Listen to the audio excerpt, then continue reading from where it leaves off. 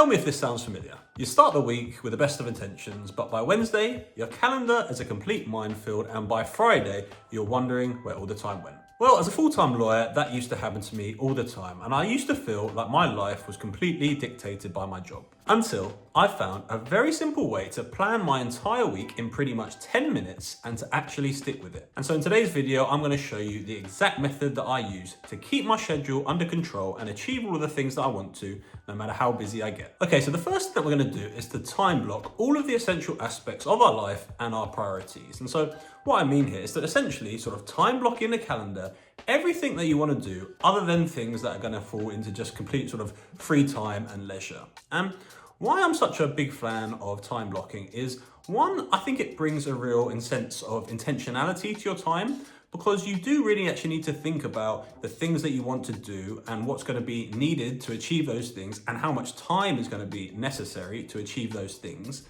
And so it makes you think about that and gives you that sense of intentionality. And then it does also provide you actually a sense of direction in terms of working towards the things that you want to do. And it gives you a bit of a sort of map and guidance as to achieving those things. And I think if you don't do that, it's so easy to sort of get to parts of your day and then start thinking about like what you want to do and how much time is needed to do those things. But by time blocking, it just takes that away, and it takes some of that sort of decision fatigue aspect of it away.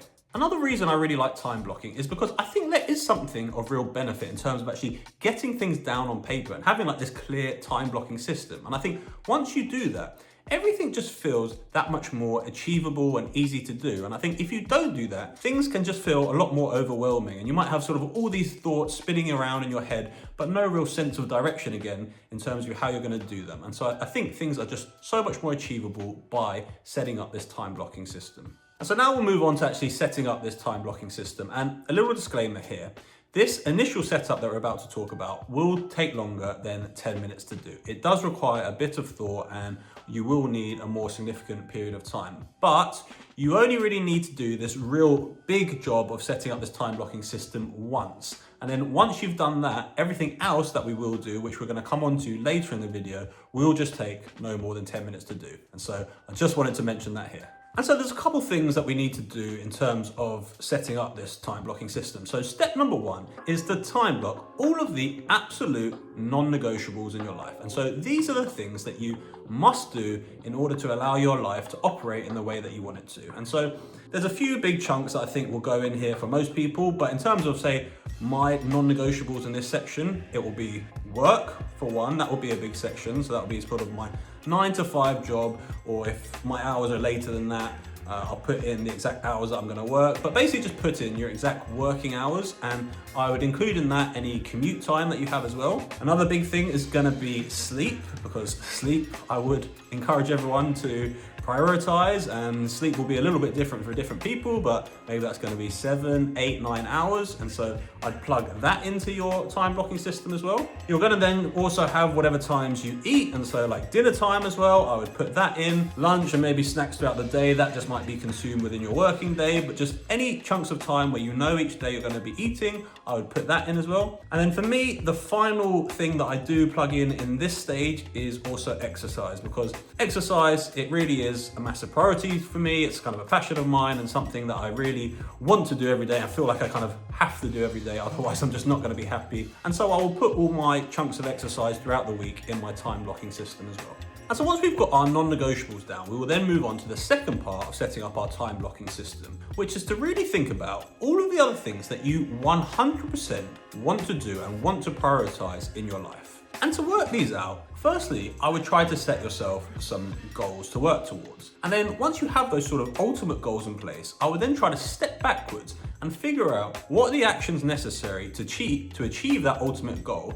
And once you've got those actions, how much time are you going to need to allocate to those things in order to ultimately achieve your goals? And then once you've kind of worked that out, you can start plugging those things into your time blocking system. So as an example for me, this very YouTube channel is a big priority for me at the moment. It's something that I definitely want to do. I want to be consistent with it. I want to try and keep improving on all of my different aspects of this YouTube channel. And so I have ultimately worked out that I think I want to spend at least about 10 hours each week on this YouTube channel. And so having now worked that out, I then go back to my time blocking system that has my non-negotiables in, and I will try to plug in those 10 hours throughout the week and figure out the best places for those 10 hours to go. The benefit also of doing this is that once you've done all that, you then may have some other additional pockets of time within your time blocking calendar, and you can just sort of use that time to do whatever you want. I mean, it can just be complete guilt-free time, which you will just use for leisure or relaxation, or maybe having seen how much additional time you might have, you might think to yourself, all right, there's actually some other stuff that I want to do,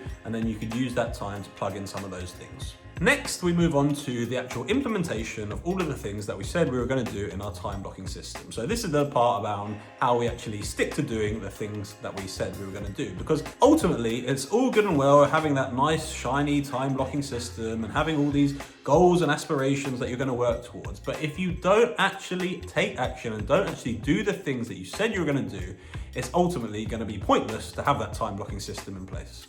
And so there's three things that I would mention here in terms of actually following through and doing these things. And so number one is really just around your mindset. And to a certain extent, it almost is just like telling yourself, I've got to do these things. Like, I've identified them as things that I want to do, so let's just actually lock in and do these things. But in particular, I think a frame that I do like to think about a lot is that if I don't do these things, nothing's going to change. I will just stay at baseline, stay whatever point in time I'm at.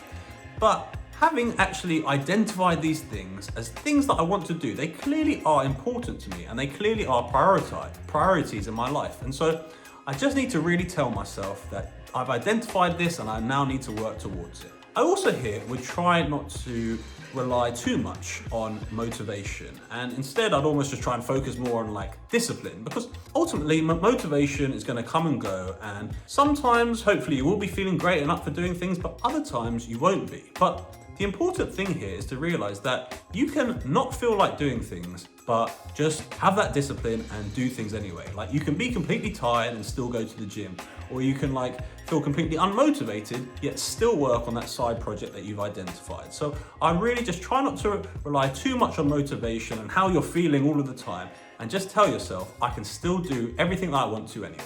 The second thing is to look after yourself. And what I mean here is to really just prioritize all of the things that I think really should be non-negotiables in your life. And so that is exercise, make sure you're exercising regularly, diet, making sure to have a clean diet with lots of protein, prioritize your sleep, try to minimize your stress levels, and drink lots of water and try and stay hydrated. And I mention this here because ultimately, if you are looking after yourself and prioritizing all those things, you are going to be hopefully feeling about as good as you possibly can, and you will just feel more productive and more energized, and you'll probably just have a more positive mindset, and it will then just be a lot easier again to do those things that you said you were going to do.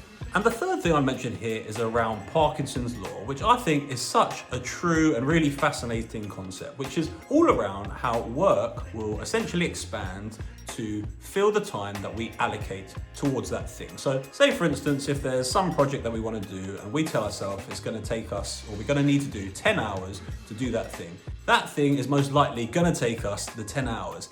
Even if in reality we probably could have done it in a much shorter period of time. And when I discovered this was like a real like light bulb moment for me, because it was just so clear within my own life. Like, if I had an extended deadline to do something, I probably just wouldn't be that motivated around it, I wouldn't be that efficient, and it would ultimately just take me like a long period of time to do that thing. Where if I had the exact same thing to do, but with a much shorter deadline, it would almost just like focus my mind and make me more productive and more efficient with what I was doing. And I would, 9 times out of 10, ultimately still be able to do that thing within that time period. And I mention this here because it partly does go into actually when you're planning your time blocking system. But what I would do is to really just try to set yourself much shorter deadlines than you initially think for all of the things that you want to do. So if something you think is going to take you like 2 hours, maybe just set like 1 hour or 1.5 hours. Because as I said, 9 times out of 10, you will still be able to do that thing.